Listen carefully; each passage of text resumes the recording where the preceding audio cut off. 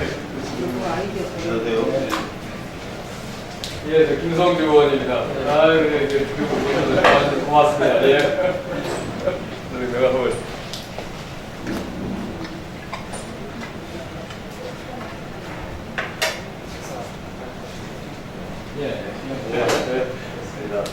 일단 그 시작하기 전에 한번 같이 사진 한 장. 사진 어떻게 서서 찍어? 네, 이쪽으로 쓰셔서. 아, 서서? 네. 공부하는 사람들이니까 앉아서 찍어야 되는 거 아니야? 그렇죠. 선생님 알려주시고. 안녕하세요. 반갑습니다. 안녕하세요. 영화배우 최윤입니다. 환영합니다. 어떻게 사진 어떻게 그냥 다 앉아 자연스럽게 찍어야 아니면은 서서? 이쪽으로 쓰셔요. 그럽시다 그러면 예. 네. 네, 여기 오시죠. 네, 우리 시장에 갑시다. 부모님들. 이번에 지방론이 어떻게 달라질 것인가, 바꿀 것인가 해서 5번째 회담을 시작하겠습니다. 오늘 이 자리에는 박용이나 선생님을 모셨는데요. 저희가 마지막 강의로 준비했었던 도시계획의 새로운 패러다임, 세계 도시에서 배우는 지역 경쟁력 해가지고 실패한 도시계획과 성공한 도시계획을 구별해 주시고, 그다음에 브라질과 그다음에 보고타와 서울시 우리나라에서 어떤 일이 벌어지고 있는 건가라고 하는 내용을 중점적으로 설명을 해주실 겁니다.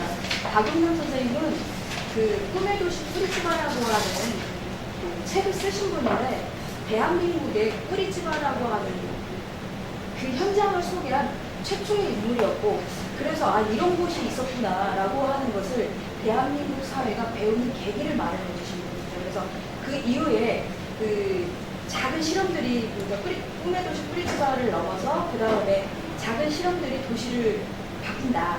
그 다음에 이제 도시의 로빈 이번 최근에 발간된 책들이 있는데, 특히 저는 이제 꾸리치바는 브라질의 이야기를 얘기를 한다면 이제 작은 실험들이 도시를 바꾼다 안에서 가장 충격적인 단어가 뭐냐면 도시에서 암세포가 뭘까라는 표현을 쓰시는데, 그게 바로 자동차다. 자동차가 도시의 암세포다라는 표현을 씁니다. 이게 여튼 그 전체 책을 관통하는 단어 중에 가장 꽂히는 단어였습니다. 그래서 저희가 정말 능력은 안 되나 이런 분을 모시고 이야기를 들어야 된다라고 강력하게 이야기와 의지를 펼치면서 이 박용남 선생님을 모셨습니다. 네, 오늘 강의를 잘 해주실 것을 믿으며 박수. 네, 박수로. 소개는 우리 김민순 박사 그렇게 해주셨고, 부모님께서 제가 이제 모시게 된 또 이 배경 설명을 좀 드려야 될 것 같습니다.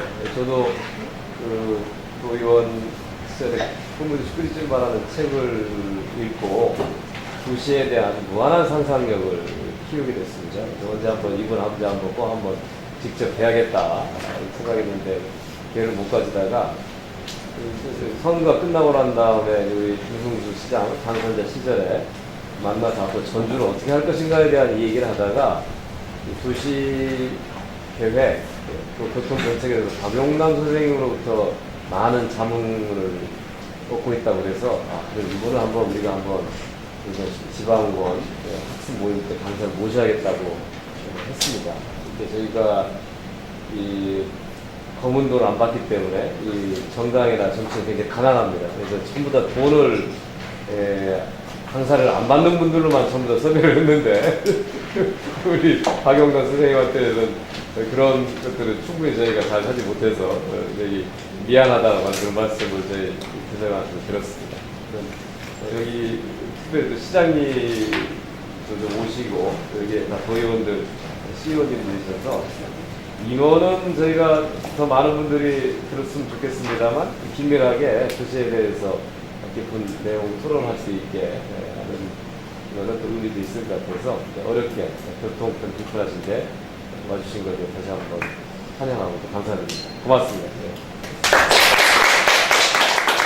어머니께서 김성주원님, 어머니께서 여기 참여하고 계시는 좀 소개 좀 드릴까요? 예. 각자 본인들이 하시죠. 예. 고현입니다.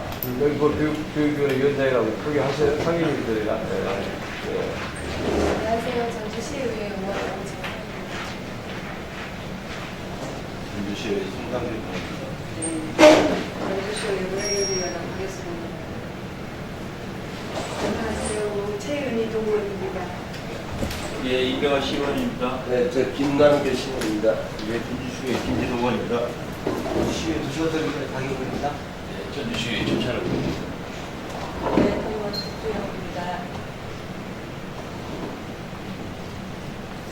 시장님 소개 안 해도 되겠죠? 예. 저는 오늘부터 그 한옥마을에 상황실이 운영이 됩니다. 한옥마을이 워낙 많이 밀려서 그래서 비상 상황 신청해서 지금 저희가 그래서 여기 준비 때문에 가봐야 될 것 같아서요. 한 말씀만 올리겠습니다. 저도 뭐 도시문제 관심이 많고요. 또 전주가 이제 어느 정점에 와 있는 게 아닌가 그래서 참 고민이 많이 있었는데 유연하게 선생님 책을 보고 그리고 또 읽고 하면서 이제 이분이 우리 전주시 자문을 조금 선생님께서 해주시면 좋겠다 그런 의미에서 부탁을 드렸었고요. 앞으로 좀 저희 생태교통 문제라든지 도시 전반에 걸친 자문을 해주시라고 좀 말씀을 드렸었습니다. 그래서 오늘 굉장히 좋은 자리고요. 이렇게 선생님 전국적으로 이렇게 국회의원님하고 시도원님 학습 모임이 없습니다. 한 번은 강의 듣고 있는데 이게 지속적으로 학습 모임이 사실 이게 아마 제가 보기에는 그냥 드린 말씀이 아니고 대한민국 지방정책 굉장히 좋은 모델 같아요. 공부하고 혁신하고 이런 모델이 있고 이 자리 참 너무나 영광스럽게 생각하고요. 선생님 오늘 강의 잘 마치시고요. 또 앞으로 전주에 대한 또 애정 참 잘 써주셨으면 좋겠습니다.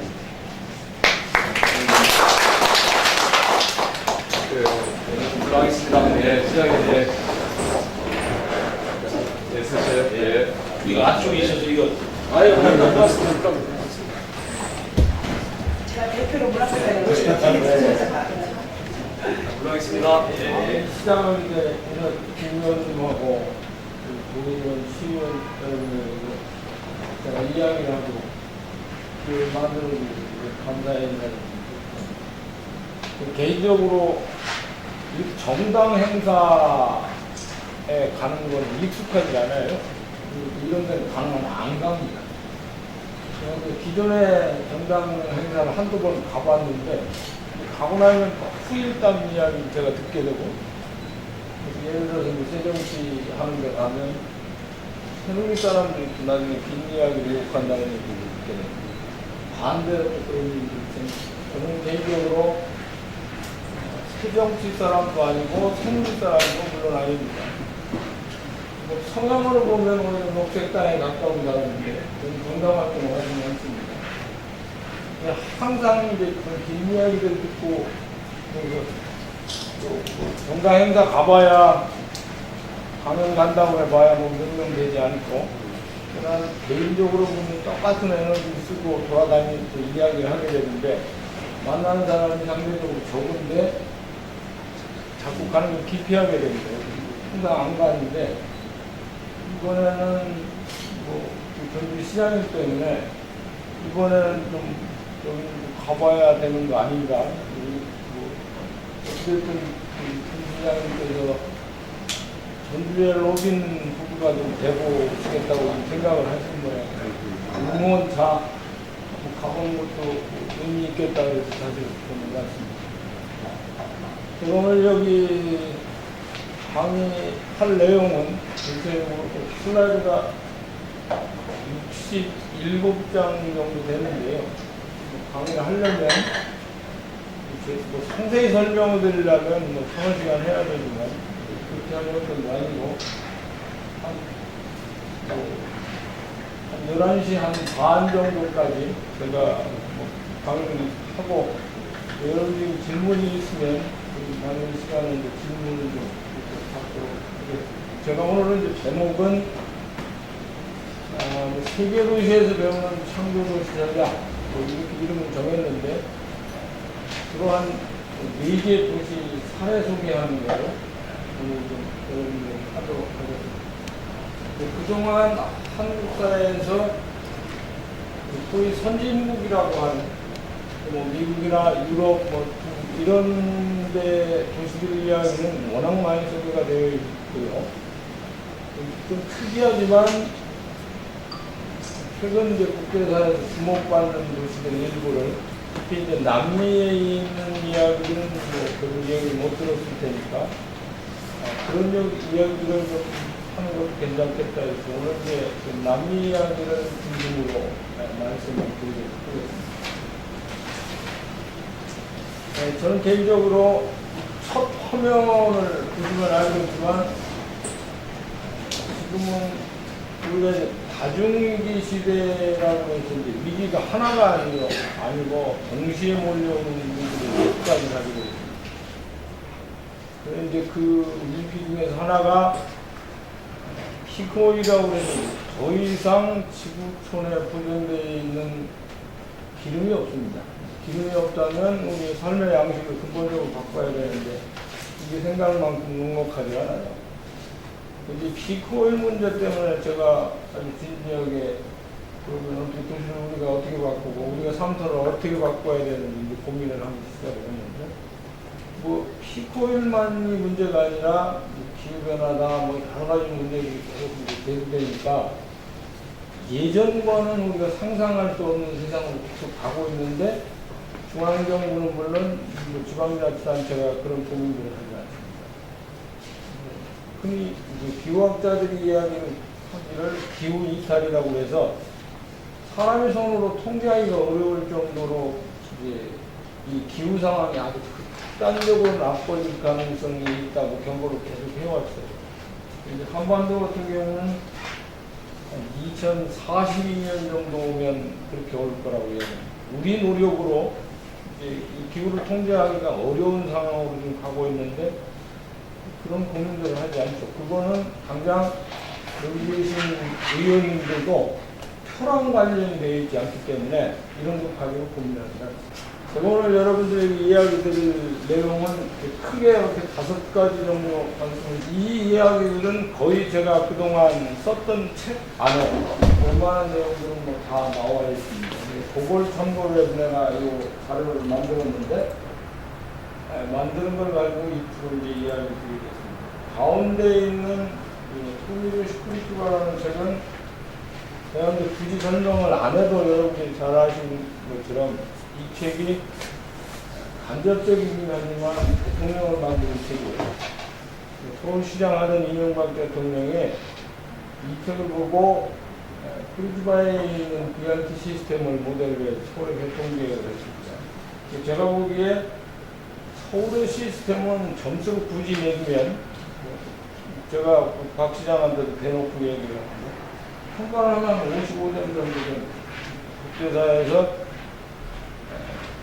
동메달 수준에서 맨 하위급에 해당되는 정도밖에 높은 시스템도 아니고 아주 좋은 그런 시스템도 아니고 사람들을 존경하는 시스템도 아니고 그런데 소위 요 BRT 시스템은 이제 선진국 도시들이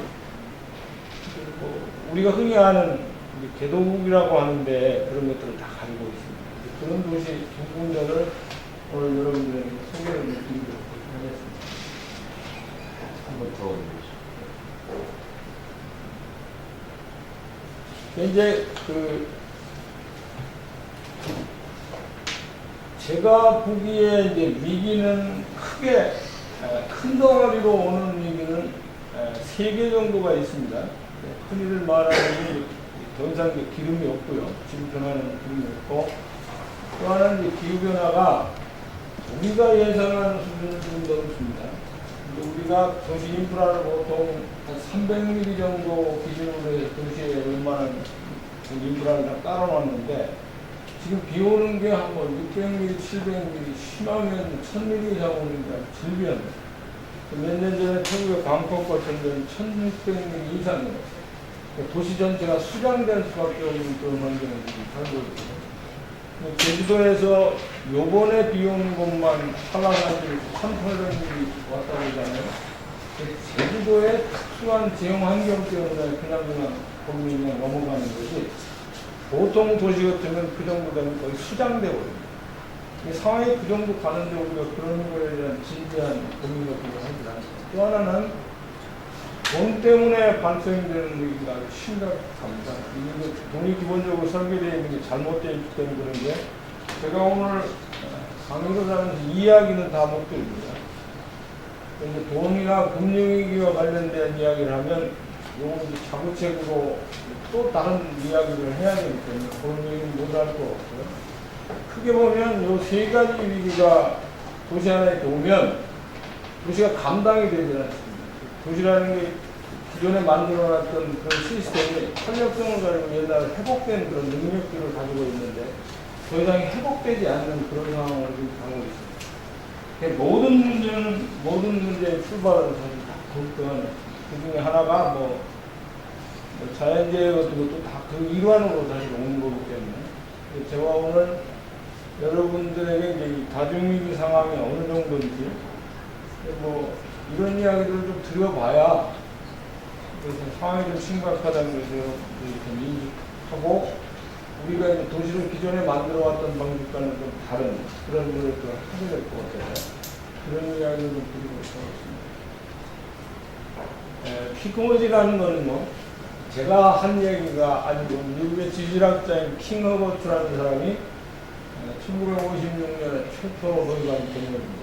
석유 생산이 최고에 이르는 지점을 지나면 생산량이 아주 급격히 감소하게 된다는 그런 이론인데요. 소위 이 피크오일을 굳이 그냥 한국말로 번역을 하자면 석유 생산 정점 이렇게 이야기를 드릴 수 있을 것 같아요. 지금 이제 그 오른쪽의 그림을 보면 메이크업이라고 하면 맨 상단 부분에 있는 그 말하자면 저게 이제 피크오일이라고 보면 되겠습니다. 이게 석유 생산 정점이 가까웠다는 그런 징후거든요. 우리가 무수히 많은 변수를 갖고 판단할 수 있습니다. 지금은 이제 유전이 발견되는 그 비율이 계속 하락하고 대규모 발견 상태가 좋습니다. 그 다음에 이제 소위 석유 메이저들이 석유 생산을 위해서 노력하는 것들을 보면 정말 안타까울 정도로 그렇게 심하게 그런 노력들을 합니다. 지금은 이제 뒤에 가서 제가 그 최대 유전의 노후화라고 하는 그 항목에 보면 지구촌 안에서 가장 유전이 큰 게 사우디에 있는 가와르라고 하는 유전하고 그 다음에 이제 불간이라고 쿠웨이트에 있는 유전인데요. 이런 유전들은 지금은 물을 넣지 않고 물을 넣어서 압력에 의해서 바닥에 있는 걸 강제로 끌어내지 않으면 지금 나오지를 않습니다. 그러니까 이제 그 정도로 상황이 심각한데 석유 메이저 회사들은 저건 공개를 하지 않아요. 유가에 영향을 미치기 때문에 저는 공개를 하지 않고 쉬쉬합니다. 그러니까 전문가들이 시뮬레이션을 통해서 대강 상황이 저렇게 심각해지고 있다는 것들을 이제 유추해내고 지금 파악하고 있어요. 상황은 그렇게 심각하고 하다는 걸 아는데 요 석유 가격이라는 게 진폭되는 그런 내용들을 보면 우리가 석유 가격이 가장 비쌌던 때가 배럴당 147달러까지 한국에서 경험을 했어요.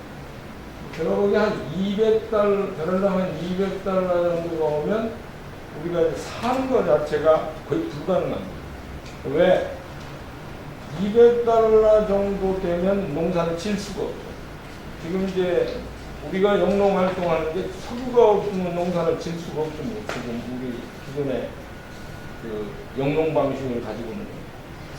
그러면 석유가 200달러 간다고 그러면 농산 생산, 유통, 그 다음에 폐기하는 전 과정을 우리가 컨트롤할 수 없는 상황입니다.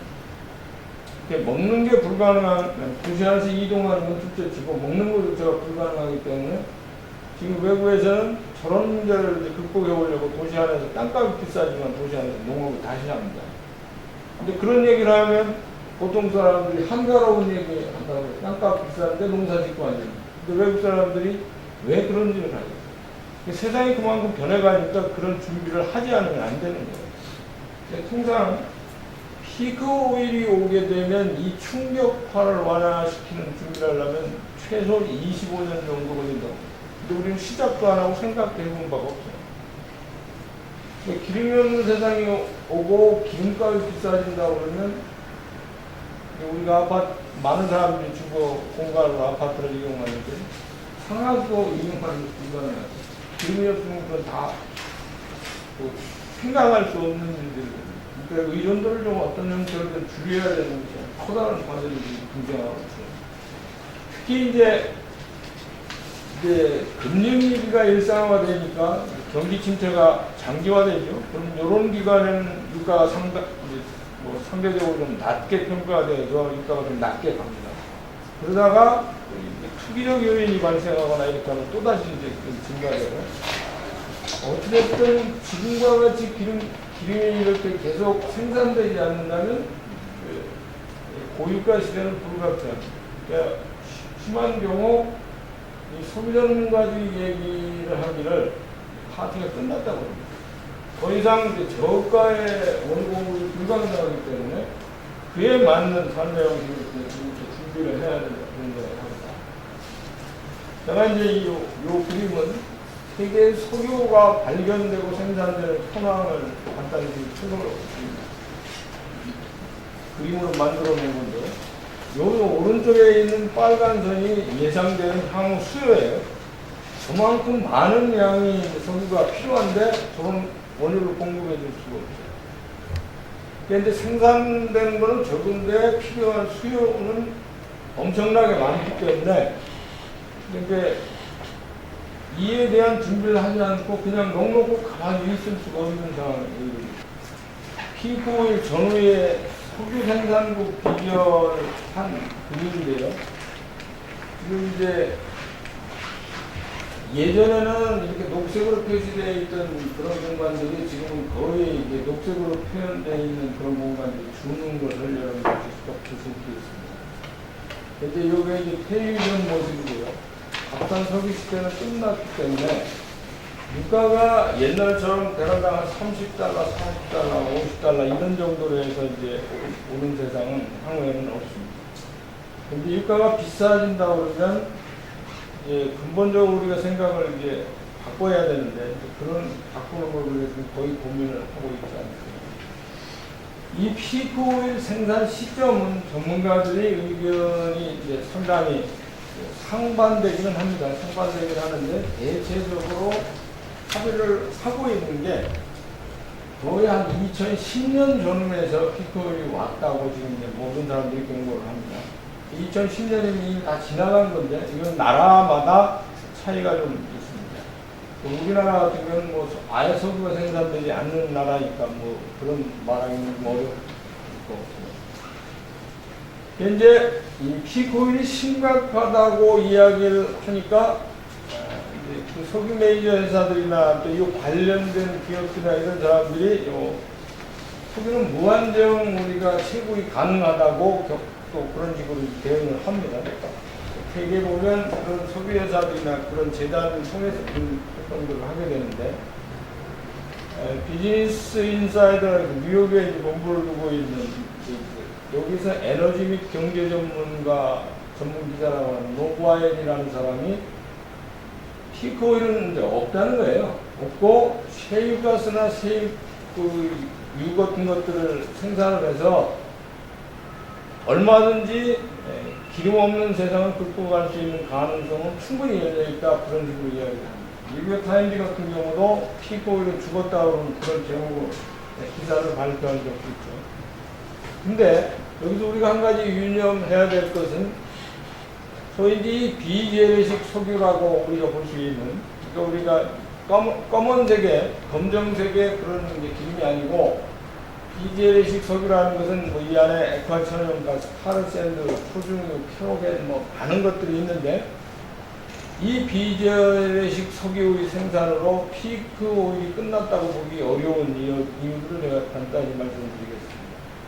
근데 이제 이 비재래식 석유라고 하는 것들은요, 생산을 해내려고 그러면 증가하는 기술 비용을 감당하기가 어렵습니다. 시장에서 그래서 수용하기가 상당히 어려운데, 현재 고급 기술을 이용해서 석유를 획득하기 위한 비용은 배럴당 80달러까지 올랐고요. 이제 북극 같은 경우에는 이런 것들을 생산하려면 110달러 이상 정도가 경제성이 거의 없기 때문에 이런 식으로 생산을 할 수 있느냐, 거의 경제성이 없다고 그러면 생산을 해내지는 못합니다. 또 하나는 정치적, 환경적 위험이 워낙 심각하게 내리되니까 세계의 미발견 석유의 약 13%가 그 다음에 뭐 천연가스의 한 30% 정도는 다 북극에 위치해 있습니다. 이 채굴도 어렵고, 만약 이걸 손을 딱 대는 순간 환경적으로 거의 재앙 사태를 경험하기 때문에 이제 그런 식으로 생산을 해낼 수가 없죠. 그리고 이걸 생산을 설사하는 기술적인 그런 능력을 가지고 있다고 하더라도 지역 주민들이나 이런 사람들이 저항하는 것을 감당해내기가 현실적으로 어렵습니다. 이제 지금과 같은 상황이라면 자연스럽게 생산 비용이 폭등할 수밖에 없고요. 또 하나, 기후와 관련해서 수요가 계속 감소하고 있습니다. 이제 기후변화에 대응하자고 하면 석유를 어떻게든 줄이려고 모든 국가에서 지금 총력전을 하고 있기 때문에 석유 소비가 제약 주는 그런 식으로 지금 이 상태가 지금 계속 바뀌어가고 있습니다. 파리에 있는 그 IEA라는 국제에너지기구에서 2013년에 뭐 그거 얼마 전에 거의 세계 에너지 전망 보고서라는 보고서를 만들었는데 이 사람들이 몇 가지 시나리오를 가지고 이제 얘기를 합니다. 이제 마지막에 450 시나리오를 해서 온실가스 방출을 450 ppm 이하로 유지하기 위한 전 세계적인 움직임이 본격화할 거라고 이제 가정하는 것입니다. 450 ppm이 우리가 감내하기 어려운 거의 마지노선이기 때문에 이 정도 되면 지구의 평균 기온이 한 2도 정도 이상이 오릅니다. 파국적으로 기후변화 위기 수준이 이제 되게 되는데 이런 상황을 계속 보고 그냥 방치해둘 수가 없기 때문에 국가는 상대적으로 여기 소홀하지만 지금 이제 전 세계에서 C40라고 해서 지방자치단체 대도시는 모든 대도시가 다 이런 노력들을 하려고 지금 국제사회에 움직이고 있습니다. 뉴욕을 비롯해서 많은 도시들이 다 그렇게 가고 있어요. 물론 서울도 마찬가지고요. 이제 이 킹 허버트와 그의 추종자들이 제시한 이유가 아니더라도 세계적인 피크오일 현상은 우리 미래에 분명히 이제 결국 찾아올 겁니다. 그럼 이제 석유가 없는 세상이 온다고 우리가 염두에 두면 삶의 양식을 근본적으로 바꿔야 돼요. 그렇게 안 바꾸고 우리가 살기가 어렵습니다. 이 충격은 우리가 예상하는 걸 넘기 때문에 예상하는 걸 넘는다는 건 우리가 이제 국어를 해가지고 사는 환경도 이제 우리가 예상 시나리오로 생각해 볼 수도 있습니다. 한국이 왜 이렇게 특별히 이렇게 고민을 해야 되느냐면 한국 같은 경우는 석유 취약성 기술이라고 해서 인도 사람인데 이게 에너지 전문가 중에 한 사람이 연구해놓은 보고서를 보면 이 석유 취약성 기술과 전 세계에서 한국이 필리핀 다음으로 높습니다. 이제 원유 생산되는 것도 없고 국제사회의 영향이 아주 직격탄을 맞을 수밖에 없는 그런 나라에 지금 살고 있어요. 현재 이 사람이 평가를 한 걸 보면 시장 위험성 지표부터 시작해서 여러 가지를 놓고 26개 대상국으로 연구를 해보니까 한국이 평균치 0.64보다 월등히 높고 필리핀 다음으로 그렇게 높은 걸로 이야기를 하고 있습니다. 근데 석유가 이렇게 석유 위기에 우리가 아주 취약한 나라라면 근본적으로 석유 의존도를 줄일 수 있는 방법들을 좀 찾아야 됩니다. 국가에서 하는 거는 제가 오늘 여기서 얘기할 수 있는 내용이 아니기 때문에 이건 이제 도시와 농촌 관리 방식을 혁명적으로 바꿔야 돼요. 도시와 이제 농촌을 관리하는 방식을 혁명적으로 바꿔야 되는데 이런 걸 고민을 하질 않아요. 이제 그 이야기를 뒤에 가면 좀 드리겠습니다. 또 하나는 기후변화 위기가 이제 심각하다고 제가 말씀드렸는데 세계에서 이산화탄소 배출량 추이와 그런 전망을 보여주는 그런 비율이 상당히 많이 있어요. 그러니까 온도 변화 추이나 이런 것들이 다 많이 지금 이제 이야기되고 있는데 현재 대기중 이산화탄소 농도는 약 400 ppm 정도 됩니다. 2000년도부터 연간 한 3% 정도씩 계속 증가가 하고 있고 이론적인 최대치는 한 450 ppm 정도 됩니다. 근데 지금 현재 상태로 계속 가면 제가 아까 이제 기후이탈이 한 2040년 조금 넘으면 온다고 말씀을 드렸는데 그 2034년 정도 되면 도달할 가능성이 지금 현재로 봐서 높다는 것이 이제 기후이탈의 일반적인 견해입니다. 이제 한국의 경우에 이산화탄소 농도가 심리적 마지노선인 400ppm을 이미 넘어섰고요. 이제 계속 이게 이제 증가되고 있습니다. 연간 최근 들어와서는 예전에 연간 한 3ppm 정도가 늘었는데 지금 한 4ppm 이상이 넘는 수준으로 계속 이산화탄소 농도가 이제 증가를 하고 있습니다. 근데 이렇게 이산화탄소 농도가 증가하고 기후 패턴이 바뀌게 되면 이제 지구의 표면 온도가 이제 상대적으로 올라가게 되고, 그다음에 뭐 해수면 상승이나, 그다음에 뭐 북극해 얼음도 높고, 생물종 멸종위기 상태로 가속화가 되고, 어떤 형태로든 기후 변화에 능동적으로 대응을 할 수 있고 극복할 수 있는 방법들을 찾아야 되는 거죠. 그런 시스템 구축이 아주 시급한 그런 상황에 있습니다. 제가 이제 또 하나 말씀드리고 싶은 거는 경제 위기라는 것이 이게 엄살이 아니라 거의 이제 일상화되어 있습니다. 금융위기가 일상화되어 있는데 세계 전역에서 매출 부진이나 혹은 신용정책으로 인해서 기업 도산이 급증하고 있고 실업률도 빠지고 양극화가 계속 심해지고 있습니다. 이제 이걸 잘 뜯어보면 사실 특히 이제 은행 시스템이 설계가 잘못되어 있고 돈이 설계가 된 방식에 문제가 있기 때문에 항구적으로 우리가 금융위기를 안고 살아야 돼요. 근데 이제 그 안고 살아야 된다는 생각을 하세요. 그래서 지금 그런 문제를 극복하려고 돈이 워낙 문제가 많으니까 돈의 문제를 극복해보려고 다양한 방법들을 국제사회에서 공유를 합니다. 뭐 돈을 우리가 은행에 가서 그냥 못 빌리게 되면 소액 신용으로 해서 뭐 빌릴 수 있는 방법을 만들기도 하고, 돈을 지역 주민들이 직접 인쇄하기도 하고, 영국의 브리스톨 같은 데는 지방자치단체에서 돈을 직접 인쇄해서 사용하기도 하고, 막 그런 일들이 막 생겨요.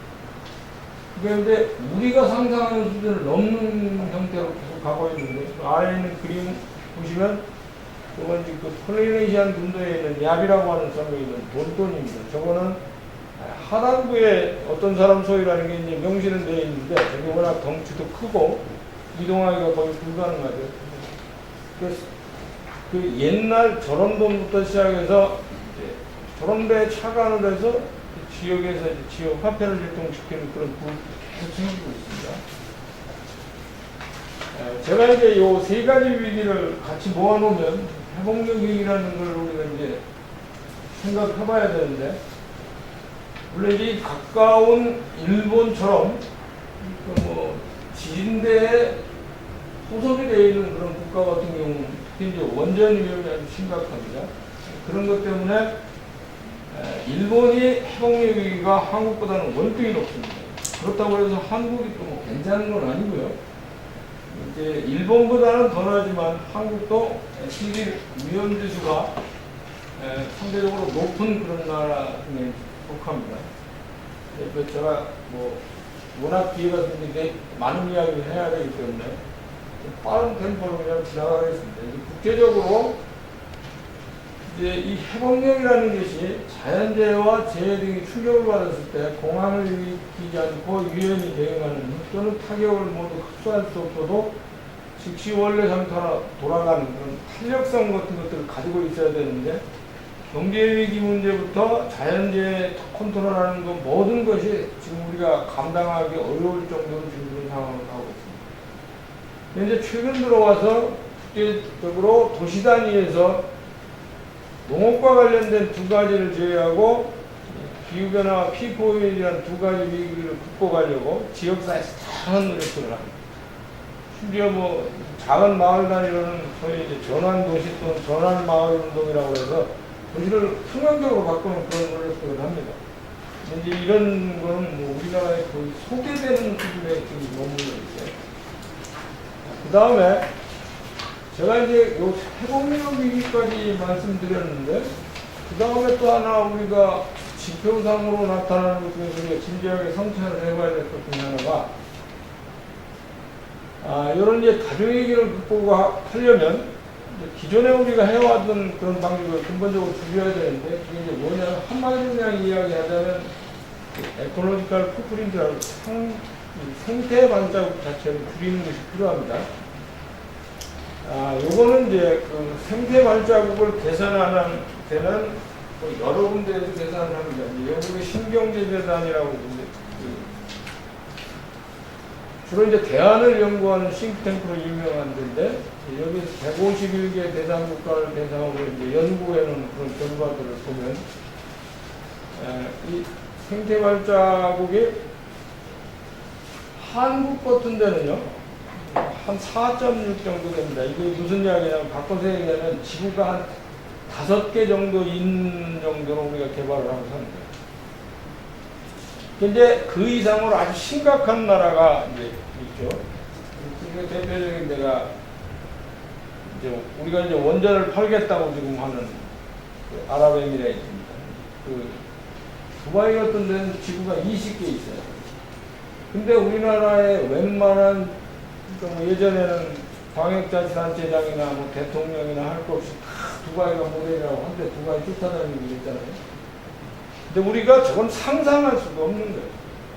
지구가 20개 있는 식으로 도시를 개발을 하고 관리하게 되면 이건 재앙이에요. 근데 그 재앙이라는 사실을 인정을 해요.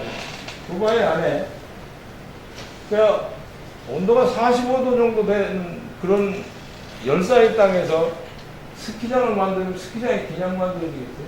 근데 그거 보고 감탄하고 박수를 칩니다. 이건 광기입니다. 광기. 이건 미친 거예요. 근데 사람들이 이걸 미쳤다고 생각을 하죠. 뭐 광역자치단체장이나 이런 사람들이 가서 보고 박수 치고, 뭐 대통령 가서 보고 박수 치고. 대표적으로 우리 지역이 있습니다. 거의가 전부 다 이런 식이에요. 이건 뭐 거의 미친 수준이에요.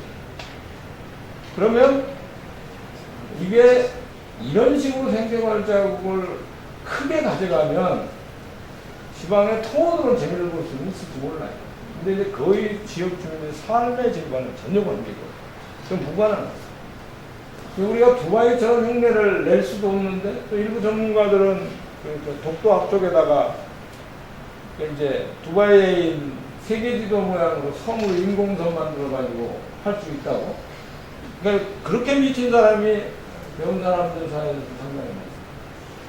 근데 생각이 거의 없는 거예요. 문의 수준입니다. 뇌가 없는 상태로 사람들이 생각하는 수준으로 살고 있는데, 저는 이 생태발자국을 줄이는 게 적정 수준으로 통제하고 관리하지 않으면 우리나 후손들이 사실은 상당히 어렵게 살아요. 이제 그런 고민들을 해야 되는데, 그런 도시들 몇 개를 오늘 여러분께 소개를 좀 드리겠습니다.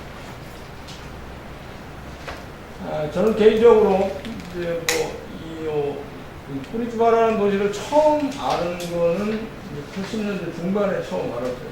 외국의 저널이나 뭐 이런 것들을 보니까 이게 뭐 유럽에 있는 그런 도시도 아니고 남미의 변방에 있는 도시에서 아주 희한한 일들을 하고 있더라고요. 근데 이 도시를 한번 파보려고 이제 공부를 시작을 했어요. 근데 이 도시를 보니까 상당히 재미있습니다. 이 재미있는 도시를 만드는 게 바로 요 사람이 만들었어요. 시작을 자멜레르네르라고 하는 사람이 만들었는데, 이 사람은 폴란드계 유태인 출신입니다. 폴란드계 주이신데 이제 브라질 사람이에요. 그러니까 이제 아버지는 이제 뭐 아버지나 엄마가 폴란드 유태인 사람이었는데 이제 브라질로 이주해서 브라질 국민이 된 거예요. 이 자멜레르네르라는 사람이 시장 3번을 했어요. 쿠리츠바라는 도시의 시장 3번하고 이제 뭐 전북도처럼 이렇게 주지사를 2번을 했어요. 제가 전북도라고 얘기하니까 뭐 전북도처럼 생각하시면 곤란한 거죠. 파라나주라고 하는 주가 한반도 영토보다 넓습니다. 주지사를 2번 하고 현역에서 물러난 다음에 UIA라고 세계 건축가협회 회장인데, 근데 브라질 사람이, 그러니까 미국이나 유럽 사람도 아니고 세계 건축가협회 회장을 지낸다는 걸 우리가 상상할 수 없습니다. 근데 이제 이 사람이 UIA의 그 회장을 주지사 끝나고 나서 이제 전 세계 회장을 지냈는데, UIA라는 데가 건축사들하고 건축학까지 한 모임인데 한 200만 명 정도 됩니다. 엄청난 규모의 그런 조직인데 거기에 수장을 지냈어요. 그러니까 좀 걸출하는 분인데, 제가 이제 이분을 세 번을 만났는데, 처음에 이제 방송 촬영하러 가서 이제 한번 만나고, 그 다음에 재작년 박지장이랑, 서울시장이랑 같이 갔을 때, 그때 가서 그때 가서 또 한번 만나고, 세 번을 이분을 봤어요. 근데, 제가 이분을 만나고 이제 영향을 받은 게 상당히 많습니다.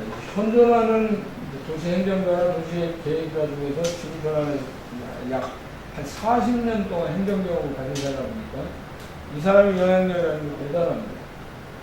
심지어 미국의 타임즈에서 매년 연간 한 100명 정도 세계에서 아주 내노라한 인물을 발표를 해요. 그 중에 하나는 싱크라고 해서 사상가 영역의 유명한 인물을 25명 정도를 발표를 합니다. 그 중에 하나 2011년도에 그 사상가 중에 도시행정가 중에 한 사람이 사상가라고 불릴 만큼 아주 특이한 그런 사람인데 이 사람이 만들어 놓은 것이 얼마나 충격적인가 하는 것들을 지금 보여드립니다. 요인이 자이멜레르라고 하는 사람이 이제 요 꾸즈바라는 도시는 우리가 통상 흔히들 이야기하는 창조 도시는 일본의 가나자와나 이태리의 볼로냐나 뭐 이런 데처럼 문화 콘텐츠가 많은 그런 도시들을 창조 도시라고 이야기를 합니다. 근데 그렇지 않고 지구환경 문제나 지구 문제를 풀면서 지역 주민의 삶을 개선시키는 그런 창조적인 아이디어를 가지고 도시를 만들었다고 해서 이 창조도시 이론가들 중에 거의 빠뜨리지 않고 이 도시를 언급해요. 이게 사실 선진국도 아니고 남미에 있는 그런 변방에 있는 그런 도시에 그런 평가를 하는 데는 그만한 이유가 있어요. 이제 이 자이멜레르를 만나서 물어보니까 이 사람이 가지고 있는 창조성의 비밀은 한마디로 얘기하면 모든 출발은 재미와 장난으로부터 출발했다고 합니다. 근데 이 재미와 장난으로부터 출발해서 창조적인 아이디어와 상상력을 통해서 도시 전체를 촉진시켰는데 이런 창조성이라는 것이요. 전형성이 무지하게 강해서 도시 안에서 파급되는 효과가 크고 전 세계에 확산되는 속도가 엄청나게 빨라요. 이 도시가 만약에 영어권 국가였다면 지금처럼 이 정도 있지 않습니다. 그러니까 이 나라는 포어를 쓰는 거예요. 포르투갈어로 이제 브라질어가 포르투갈어이기 때문에 포르투갈어를 썼다는 것 때문에 전 세계에서 확산 속도가 상대적으로 적은 거예요. 여기보다는 오히려 많이 처음에 영어권 국가로 홍보된 게 뒤에 가면 보고타라는 도시가 있는데 그 도시는 이제 영어로 이제 주로 이제 홍보를 해야 되겠죠. 여기는 그렇지 않고 이 도시에서 만드는 그런 창조성이라는 게 아주 특이한데요. 아주 제가 봐도 이렇게 옆에서 보면 감탄할 만한 일들을 보입니다. 그러니까 그 중에 하나가 여러분들 우리가 이제 음료수를 마시면 PH병을 가지고 이제 우리가 그걸 쓰는데 그걸 재활용을 해서 이제 장난감을 만들기 위해서 정류장을 만들었어요.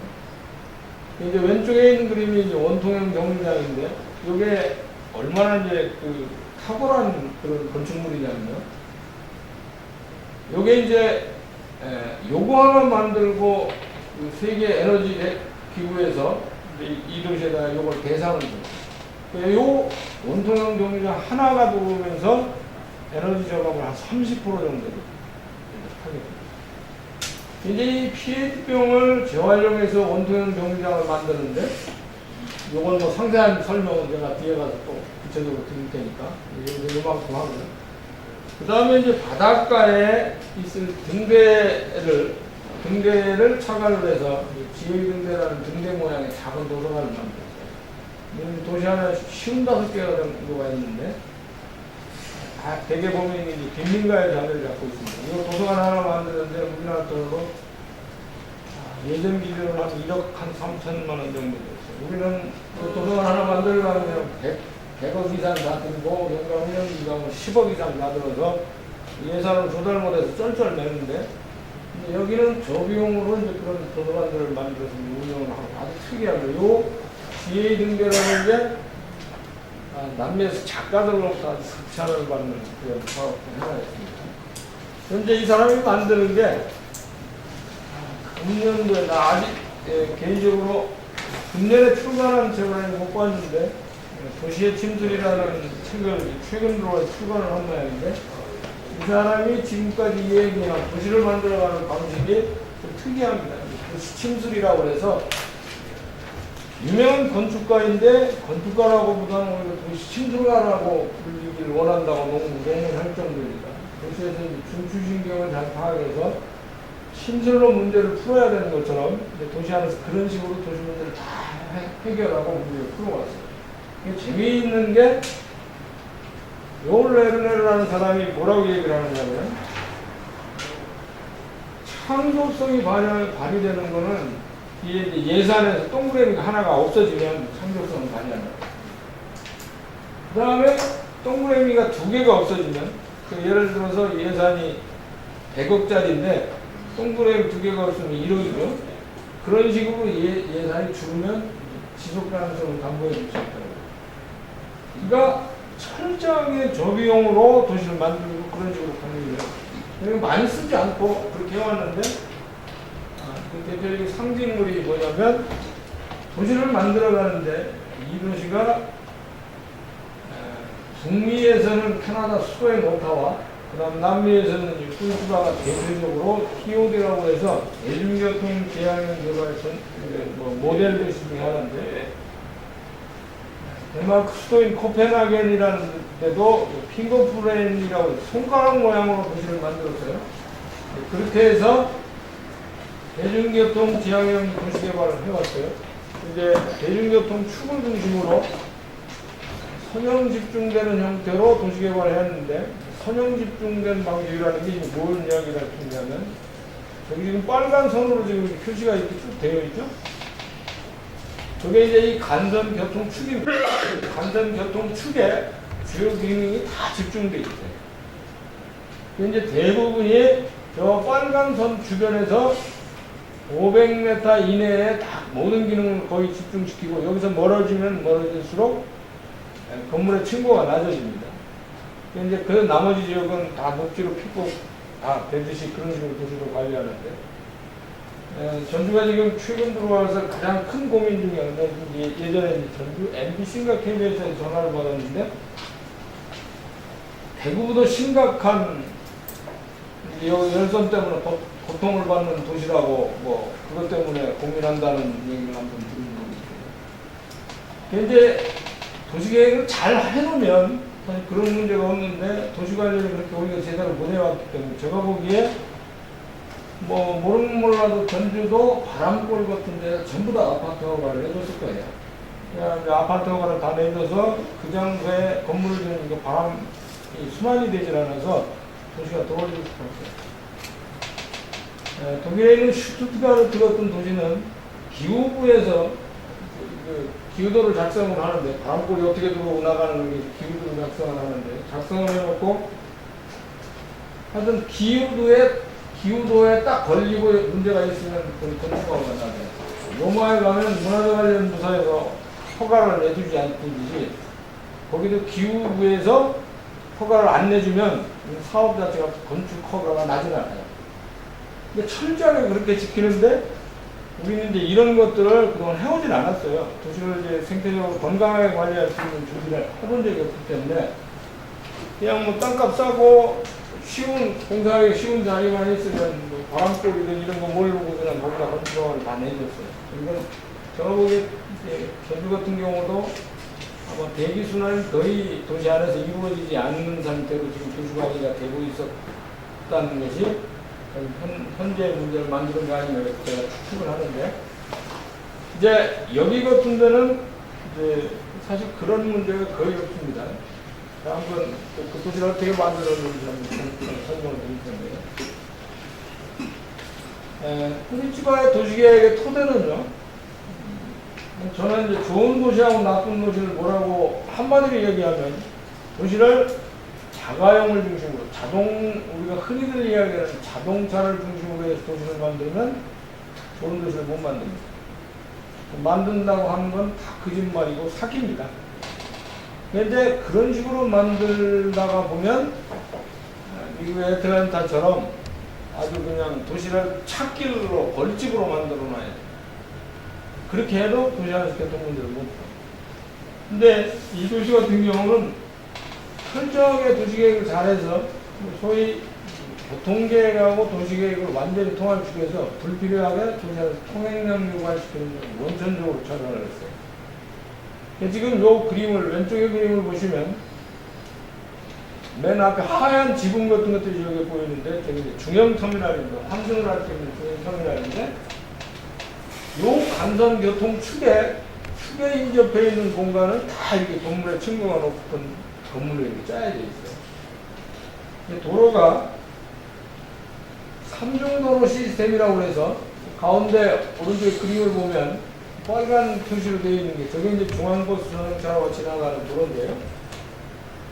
그 다음에 이제 왼쪽에 있는 연두색, 녹색이나 오른쪽에 있는 파란색은 이제 하나는 교외에서 도심으로 들어오는 것, 또 하나는 도심에서 교외로 나가는 일방편입니다. 이 도시 안에 가면 공항 나가는 길을 위해 놓고는 최근에 만들어진 르냐베르데라고 하는 데 뒤에 놓고는 도시 안에 6차선 이상이 넘는 도로가 없어요. 거의 대부분이 다 4차로 정도로 방합니다. 근데 인구가 요 이제 꿀집바라는 모도시 인구가 지금 180만 정도, 주변 인성도시까지 포함하면 300만이 넘는 대도시예요. 전주보다도 월등히 큰 도시인데 그 도시에서 도로 공간을 그렇게 많이 확보하지 않고 도시에서 교통 문제를 풀어왔어요. 어떻게 풀었냐면 꿀집바에서 제가 이제 그 간선교통축이 그동안 5개로 유지해 왔었는데 2009년도에 하나 이제 그 연방국도로 그 자리에다가 뒤에 가면 사진을 제가 보여드리고 설명을 드릴 텐데 간선교통축 6개를 놓고 도시관리를 하는데 간선교통축 바로 인근에는 용적률이 한 600% 정도까지 허용이 되는데 고층 건물이 건설이 가능하고 거기서 멀어지면 멀어질수록 이제 저런 식으로 건물의 층고가 낮아져요. 그러니까 통행량을 요 대중교통 축에 있는 사람들은 가능한 한 버스 타라 뭐 이런 식으로 도시를 만들어갔어요. 근데 돈이 많은 나라나 그런 도시 같은 경우는 뭐 철도로도 할 수 있죠. 이게 뭐 지하철이 될지 경전철이 될지 뭐 트램이 될지 뭐가 될지는 모르지만 철도로 할 수도 있습니다. 철도로 할 수도 있는데 이게 이제 워낙 천문학적인 재원이 소요되기 때문에 쉽게 나서는 게 어렵습니다. 우리나라 뭐 이 철도 사업 잘못해갖고 망친 사례는 뭐 여러분 제가 설명을 안 해도 너무 잘 아실 테니까 뭐 용인, 김해, 의정부 할 것 없이 모든 도시가 지금 아주 난리도 아니잖아요. 근데 이제 수요도 없는데 단체장이나 아니면 지방 토호들이나 권력 가진 사람들이 이제 그 철도 사업을 합니다. 지역 경제를 활성화하는 명분으로 그런 사업들을 하는데 이건 거의 재앙이에요. 근데 그런 일을 그동안 해왔어요. 이제 여기는 그동안 이제 그 교통망이 진화되는 내용들을 쭉 보시면 처음에 한 개 축으로 이렇게 시작을 했다가 70년대 초반에서 이렇게 시작을 해서 한 40년 정도가 지나니까 그 교통망이 맨 오른쪽에 있는 것처럼 상황이 바뀌었어요. 그러니까 이제 버스 요금을 한 번만 내면 무한정 환승이 가능한 시스템들을 만들었어요. 도시 안에 그 간지선 체계로 완벽하게 되어 있는데 82km의 이제 공항버스 전용 도로가 이제 전용 차로가 있고요. 버스는 한 2,000대 이상이 운행을 합니다. 노선도 350대가 넘고 하루에 이 버스를 이용하는 사람이 한 240만 명 정도 됩니다. 환승터미널도 많고요. 환승터미널이 행정구역 경계가 끝나는 지점이에요. 그런데 전주에서 완주로 나가는 행정구역 경계가 끝나는 그런 지점에 대형 환승터미널이 있어요. 그리고 이제 무한정 환승이 가능하도록 도시 안에 환승터미널 한 30개 정도가 있었는데 그 당시에는 지금과 같은 카드 시스템이 개발되지 않았던 때예요.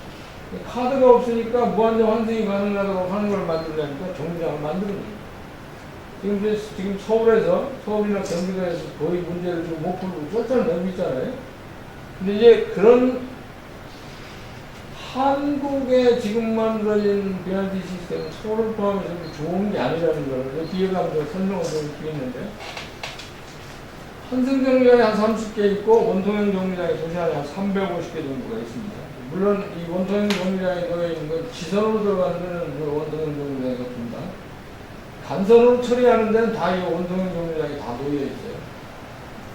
네.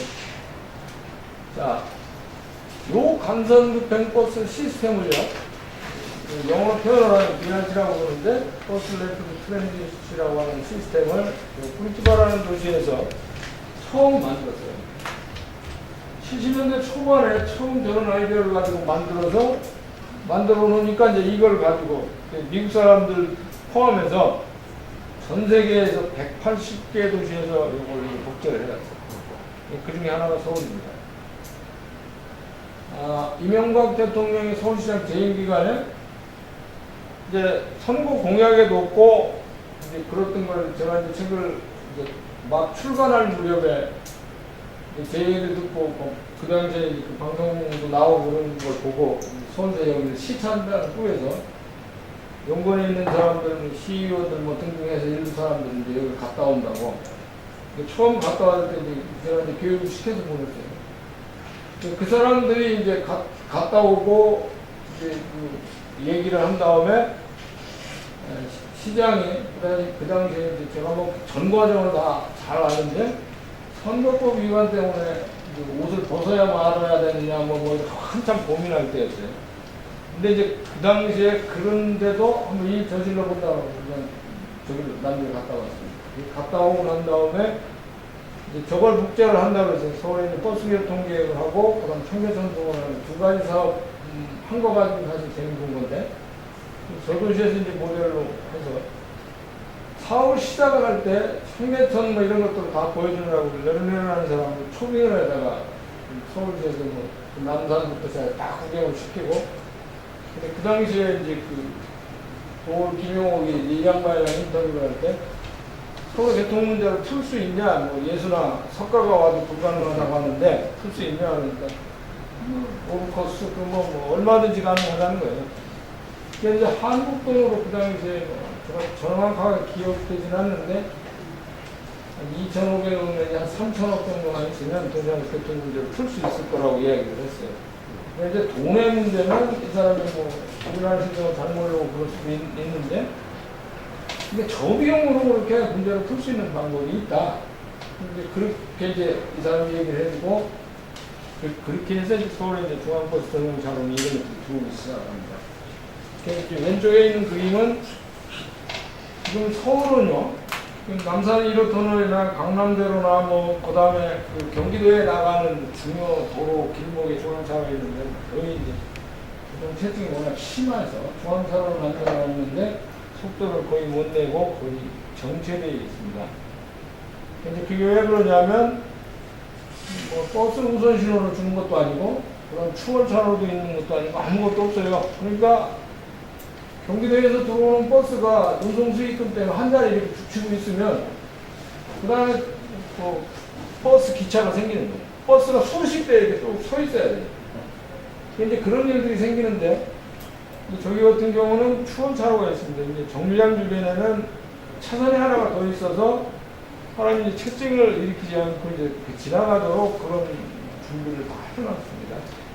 이제 오른쪽에 있는 사진은 연방국도를 옮기고 요 간선교통축을 하나 만들었는데 이건 완전 그 골드메달, 금메달 수준의 그 BRT 시스템인데요. 이 안에는 뭐 자전거도로부터 시작해서 그다음에 이런 정류장이 있는 데는 물도 그냥 안 버리려고 비도 그냥 안 버리려고 그걸 이제 채수해가지고 쓸 수 있는 시스템부터 시작해서 온갖 게 이 안에 지금 다 들어가 있습니다. 그 다음에 제가 아까 이제 환승터미널에 뭐 전체가 한 30개 정도 있다고 그랬는데 대형 환승터미널에는 간선교통축이 끝나는 지점에 통상 양 끝에 자리 잡고 있습니다.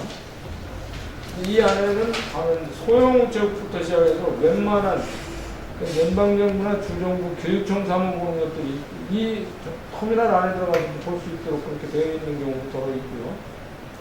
그 다음에 이제 아래 시민의 거리 중형원층 터미널, 이 시민의 거리 안에 들어가면 연방정부, 주정부 사무 보는 거, 교육정부 사무 보는 거, 또 여성은행 뭐 등등 온갖 기능들이 이 안에 들어가 있어요.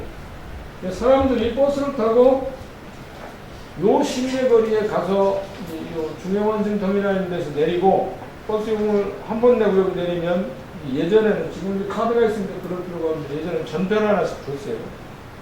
이제 전표를 가지고 다시 나갔다가 그 전표를 보여주면 다시 이제 버스를 타도록 만들어서 이제 서비스를 요금 한 번 내고 여기서 1시간 내에 이제 다시 버스를 타면 무한정 환승이 가능하도록 하는 그런 시스템을 만들어요. 이제 그 위에 있는 게 그 시민의 거리랑 결합되어 있는 중형환승 터미널이 아닌 다른 환승 터미널의 모습입니다. 그 다음에 또 하나는 이 도시만이 가지고 있는 아주 재미있는 것 중에 하나인데 우리는 상상하기 어렵습니다. 만약 저런 걸 한국에서 만든다고 그랬다면 아마 뭐 민원 때문에 시장이 뭐 정말 고생 많이 했을 거예요. 제가 이걸 서울시에서 한번 해볼까 하고서 박 시장한테 이걸 한번 가봤는데 이제 이걸 한다고 하면 뭐 아마 거의 지방자치단체 이거 한다면 전쟁할 거예요.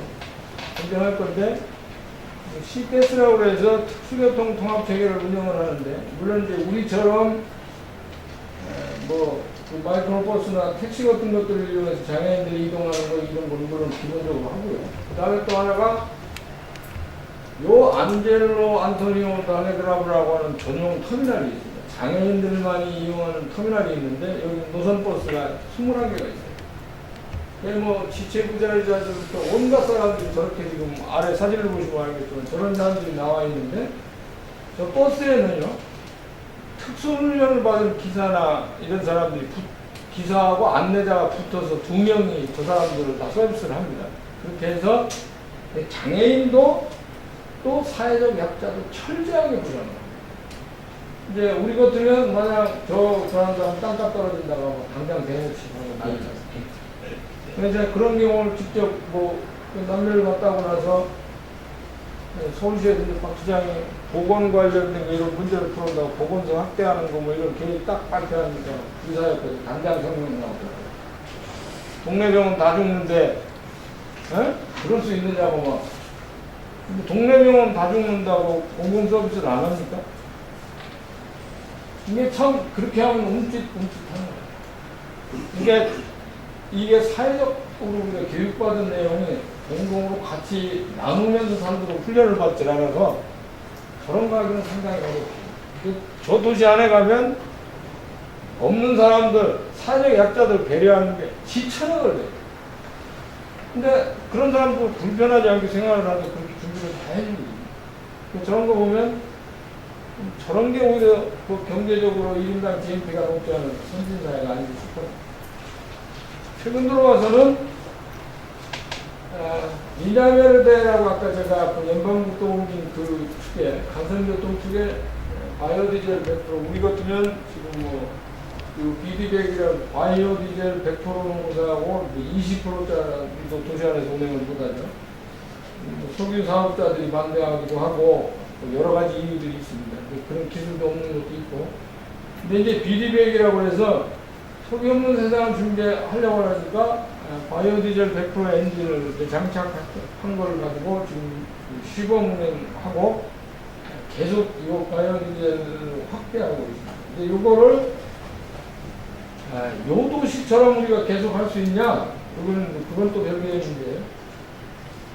그러니까 이제 오스트리아 그라츠 같은 데는 도시 안에서 폐식용으로 재활용을 해서 도시 안에 184대인가 뭐 버스를 전부 다 재활용으로 만든 식용으로 가지고 버스로 운행을 합니다. 근데 여기는 주로 많이 하는 게 슈가캔이나 콩이나 이런 거 재활용한 걸 그걸 가지고 그 바이오디젤을 만드는 거 가지고 생산하기 때문에 우리가 그렇게 하기는 이제 그런 방식으로 채택하기는 쉽지 않습니다.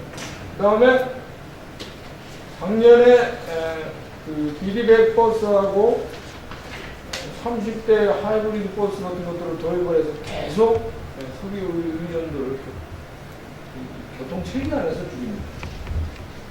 이제 우리 같으면 지금 뭐 그림가가 비싸다 그러면 당장 뭐 버스 요금도 오르고 다 그렇게 해야 되는데 이제 이런 준비들을 이 사람들은 기후변화나 이런 것 때문에 그런 준비를 좀 하고 있고요. 또 하나 우리가 워낙 규모가 크니까 이동거리가 장대화되어 있어서 많은 사람들이 이동하려면 먼 거리 이동하니까 자전거만 가지고는 도저히 유지가 안 됩니다.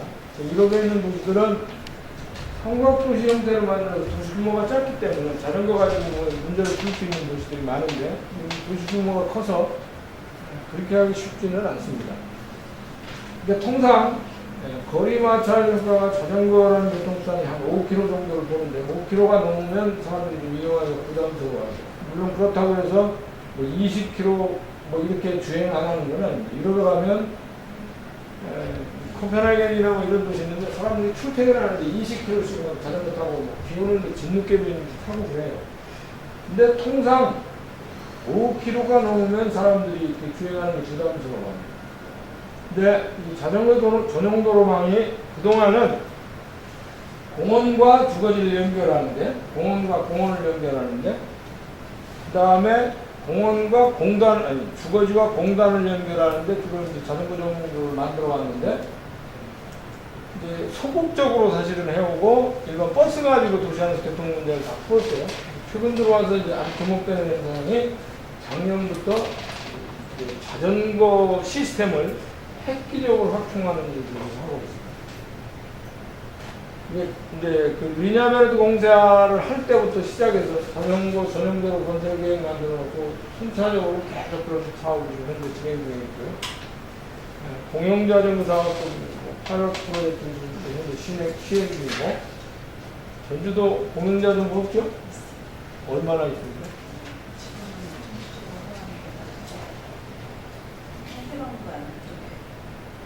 시도를 하다가 그 실패를 전 도시에는 아직 적용이 안 되고 뭐 실험적으로 그러니까 생태박물관이면 뭐 공원이면 공원 특정 지역에 돼. 한옥마을도 좀 도시 넘어. 전체에서 하는 게 아니고. 지금은 퍼블릭 바이크 사업이요, 공영자전거 산업이 전 세계 대도시 다 하고 안 하는 도시가 없어요. 이제 이거 안 하면 어디 가서 명함도 못 내는 정도 상황이 그렇게 되거든요. 지역에 예를 들어서 전주가 후원할 수 있는 사람, 뭐 뉴욕 같은데, 뭐 시티은행 같은 데서 도네이션을 하고 뭐 그렇게 하고 했는데, 뭐 파리 같은 데는 델리브라는 시스템 광고 회사랑 계약을 맺고 거기서 넘기는 그런 방식을 요즘에는 관공서에서 직접 하는 경우가 상당히 많습니다. 요걸 규모가 큰 데는 중국의 항저우 같은 데는 거의 한 20만 대를 자전거를 들린다고 해요. 이거 뭐 엄청난 규모로 지금 가고 있는데 한국은 창원, 대전 등 뭐 일부 도시만 조금 자전거도 공영자전거 사업을 하지 나머지 도시에서는 결국 이렇게 크게 하지도 않고 성공하는 사례가 그렇게 많다는 것입니다. 그 다음에 또 하나 중요한 것이 여기 이제 시클로비아라는 게 뭐 포르투갈어나 스페인어로 시클로비아라는 말은 그대로 직역하면 자전거 전용도로라는 뜻인데요. 여기서 말하는 시클로비아는 자전거 전용도로라는 뜻이 아니고요. 뒤에 가서 제가 보고타 이야기를 할 때 얘기 드리는데, 시클로비아 시범 사업을 이제 꿀뚜바라는 도시에서 지금 현재 시작을 했는데 3.5km 정도에서 시범 사업이 지금 현재 진행 중에 있습니다. 주일에 오전 8시부터 오후 4시까지 한 개 차로를 막아놓고 지금 시범 사업을 시작을 하고 계속 확장해가는 걸로 지금 계획이 되어 있는데, 이쪽 가운데 사진은 박원순 시장이랑 그 현장에서 지금 왼쪽에서 세 번째 있는 사람이 박 시장인데, 이제 요 시클로비아 시범 사업 이게 아주 지금 중요합니다. 국제사회에서 아주 이게 신경 써서 하는 일 중에 하나가 거의 세계보건기구에서 이게 공중보건 사업을 권고하는 사업이기도 하고요. 전 세계에서 이제 이 시클로비아라는 게 뭐냐면 특정한 도로 구간을 교통을 완전히 차단하고 자동차 교통을 완전히 차단하고 공간을 자전거가 이용하고 인라인 스케이트 타는 사람도 이용하고 뭐 요가도 하고 온갖 문화행사 온갖 다 하도록 그렇게 해서 만들었는데 이름께나 있다고 하는 도시들은 저거 하나는 도시가 지금 없습니다. 근데 요 이제 종주도시라고 원래 요걸 처음 시작한 거는 미국의 시애틀에서 처음 이제 이런 사업을 했다고 하는데 성공적이고 규모가 가장 큰 거는 제가 말씀드린 대로 콜롬비아 보고타가 한 도시 안에서 120km를 차를 딱 탁기를 다 막아놓고 거기에서 그걸 합니다. 사람들이 그날 차를 120km를 막으면 도시 안에 쏟아져 나오는 사람이 뭐 적게는 100만에서 많게는 한 150만 명 쏟아져 나와서 놀아요. 아주 특이한 중요한 문화 이벤트이기도 하고 건강에서도 아주 중요한 그런 생각입니다. 그게 이게 도시에 따라서 다릅니다. 여름철에만 하는 데도 있고 보고타 같은 경우는 일주일에 한 번씩 합니다. 그다음 한 달에 한 번 하는 데도 있고 그건 뭐 이름이 다 달라요. 시클로비아, 뭐 썸머 스트리트, 그다음에 오픈 스트리트 뭐 도시마다 사용하는 이름은 다 다른데 이게 아주 중요합니다. 이게 앞으로 9월 한 말쯤에 서울서 아마 시청 청사부터 이제 한강변까지 연결하는 그 도로에서 지금 현재 진행해 보려고 계획 중입니다. 그 다음에 이게 이제 남미에서 가장 큰 보행자 전용 공간을 가지고 있는데 70년대 초반에 보면 그렇게 이제 찾길로 난삽했어요. 난삽했는데 이걸 이제 그 레르네라는 사람이 시장 시절에 보행자 전용 거리로 꼬시거리라는 데를 그렇게 만들었는데 이 꼬시거리를 만들면서 연장이 그러니까 뭐 대블록으로 도시 안에 요 안에 대블록으로 한 6개 정도가 뭐 1km가 넘는 공간이 보행자 전용 공간으로 되어 있습니다. 상당히 넓은 공간이 이렇게 되어 있는데 이 안에서 뭐 무수히 많은 이벤트가 있습니다. 그러니까 요거는 주말에 가면 이 꼬스거리 안에 뭐 부모들이 쇼핑 나왔다가 쇼핑 나오면 여기 그 애들이 페인팅을 하도록 프리즈반 문화재단이라는 데서 민간단체에 위탁을 줘서 시민단체가 요 활동을 합니다. 그리고 주말에 가면 애들이 저렇게 뭐 페인팅도 하고 요거는 그 폐전차를 재활용한 건데 요거 옛날에 공작교실로 운영하는데 지금 작은 도서관으로 이렇게 바뀌어 있어요. 자, 그 다음에 이제 요거는 바리기 공원이라고 여기서 이제 그 브라질 꿀집바 사람들이 가장 많이 찾는 공원 중에 하나인데요. 이 공원은 트립 어드바이저라고 해서 관광 관련된 세계적인 그런 단체에서 그런 기구에서 남미에서 유명한 도시공원 10개를 선정해서 만들어낸 적이 있는데 그 중에 2개가 이 도시 안에 있습니다. 하나가 바로 그 바리기 공원인데 이제 이런 대형 공원을 우리는 뭐 거의 가지고 있지 않죠. 뭐 분당이나 일산 같은 데 가봐야 중앙공원이라고 공원 하나 갖다 놓고 그냥 박수 치고 마는데 그런 공원이 한 30개 정도 있습니다. 뭐 도시 하나가 거의 뭐 숲으로 덮여 있다시피 한데 어떤 사람들은 아마존강을 연상을 해서 뭐 여기도 옛날부터 저랬을 거라는데 70년대 초반 사진을 보면 그렇지 않아요. 한 40년 동안 이 사람들이 갖고 해놓으려고 그런 걸 만들었어요. 1인당 녹지 면적이 우리 같으면 10평방미터도 채 안 되는 도시들이 질비하잖아요. 그리고 64.5제곱미터로 지금 현재는 확장이 돼서 세계보건기가 권장한 기준이 한 5배 정도 됩니다. 그 다음에 이제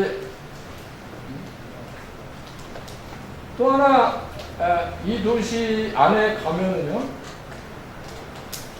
한번 수명 당한 거는 철저하게 재활용을 해서 새로 생명을 부여해놓고 또 그런 걸 만들어갑니다. 요거는 오페라 데 아라메라고 해서 오페라 하우스인데요. 폐광 지역에 자연복원을 하고 그냥 오페라 하우스를 안 했거든요. 우리 같은 경우는 오페라하우스를 만들면 한 1,000억 정도 들어갑니다. 부산에서 그냥 만든다 그러면. 근데 뭐 이렇게 시멘트로 다 이렇게 피복해놨는데 저거는 철골 구조물로 이렇게 되어 있고 강화유리로 주변에 싸고 있어서 숲속 안에서 공연을 봅니다. 이게 이제 관광객들이 오면 다 저걸 보려고 여기 다 구경을 해요. 근데 이게 다 비용을 안 들이고 공사를 하고 요 공사를 오페라하우스 공사하는 60일 걸렸다. 그러니까 처음에 그 얘기를 듣고 이 사람들이 그렇게 구입분양을 이놈 새끼들 나한테 사기치는 거 아니야 이런 생각이 들더라고요. 근데 갔다 와서 는 건축사들이 건축학자들한테 물어봤어요. 그랬더니 이 사람들이 포르투갈 식민지 시절부터 이제 유럽의 건축문화를 가지고 있어서 브라질 사람들이 여기 건축 분야의 노벨상이라고 하는 프린츠컨 상을 받은 사람이 있어요. 근데 그 사람은 한 사람은요. 걔가 내가 그 사람 집 건물을 하나 보여드릴 텐데 그 오스카르 누니에라는 사람이 브라질리아 안에 있는 중요 건물들을 다 그 사람이 전개한 거거든요. 그러니까 전 세계에서 아주 최고령으로 죽었어요. 105살에 돌아가셨으니까.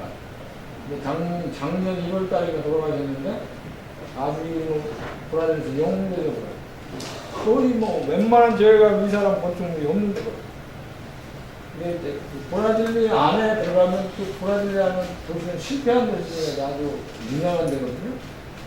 자동차 중심으로 도시를 만들어놨는데 그 안에 건물들은 하여튼 특이한 건물이 그것만 봐도 며칠 걸려요. 건물만.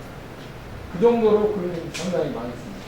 그런데 요 오페라하우스는 옛날 폐광지역을 저렇게 자연복을 하는데 밤에 가면 오른쪽에 그 야간에 공연할 때 사진인데 숲속에서 저런 공연을 봅니다. 다 저비용으로 저걸 만들어 60일 만에 만들었는데 빔을 다 잘라놓고 공사만 하면 한 60일 정도는 걸릴 거라고 해요. 그러니까 그 사람들이 거짓말한 건 아니고. 근데 이제 저비용으로 저런 건축물을 만들었는데 이게 공공건축물의 중요한 아이콘처럼 자리 잡고 그러니까 이 공공디자인 공부하는 사람들이 또 이 도시를 다 가는데 저런 것들을 보려고 사람들이 갑니다. 그 다음 요 아래 거는 요 오페라하우스 뒤 후사면에 폐광지역을 저런 상태로 구분하고 여기에서 뭐 예컨대 뭐 호세카르레스니 뭐 이런 유명한 성악가들이 오면 공연 한번 보려면 3만 명, 5만 명이 이렇게 모이잖아요. 그럼 저런 데서 보면 야외 공연장에 삽니다. 이번 월드컵 할 때 여기서 했어요. 월드컵 길거리 공연 뭐 이런 거 보는 거 하는 장소에서 사용하는 그 다음 석산 개발 후에 이렇게 자연공원 만들고 환경개방대학에 이런 폐전주를 이용해서 그런 건축물이 있는데 환경기술 센터로 이제 이용됩니다. 이 주변도 가면 옛날 석산 개발했던 데라고 상상할 수가 없어요. 여기 소장 환경개방대학 소장하는 사람 보고 나랑 자리 바꿔서 여기 가서 내가 몇 달 있으면 좋겠다고 내가 농을 했을 정도로 뭐 경관도 옛날 돌겠던 장소라고 상상할 수가 없어요. 그 다음에 이제 이건 쓰레기 투기장 했던 데를 식물원으로 전환시켜서 그 앞에는 뭐 십자가 모양으로 되어 있는 저 그림이 오른쪽에 있는 그런 르네상스식 정원으로 만들어져 있는데 요 바로 이제 식물원 주변에서 아주 재미있는 일들을 많이 벌어요. 요게 이제 옛날에 쓰레기 투기장했던 장소를 재생해서 저렇게 만들었는데 요 이제 아래 보면 느낌의 정원이라고 해서 장애인들이 와서 눈먼 사람들이 와서요. 맹인들이 와가지고 식물 체험이나 이런 걸 하고 점자나무 이런 것들 그런 것들을 다 만들어놔요. 아주 섬세하게 배려를 다 하고 그렇게 만들어져 있는데 이 인근에서 멸종위기종 종복원 사업을 합니다. 도시안에서 그런 거 하느냐고 제가 2년 전에 그 환경 스페셜에서 도시로운 자연 생태도시 뚫기라는 다큐멘터리를 KBS에서 한 걸 보고 인천시에 있는 구청장의 한 사람이 그런 얘기를 해요. 도시 안에서 정말 도시 행정하는 데서 멸종위기종 종복원 사업도 하느냐고. 근데 여기서 실제로 합니다. 최근 들어와서 이 클레라는 기구를 도시 안에 생물 다양성 증진시키기 위해서 도시를 만들어가는 방식을 획기적으로 바꿔요. 근데 우리나라에서는 그런 걸 아는 사람도 없고 별로 그런 정보들이 없어요.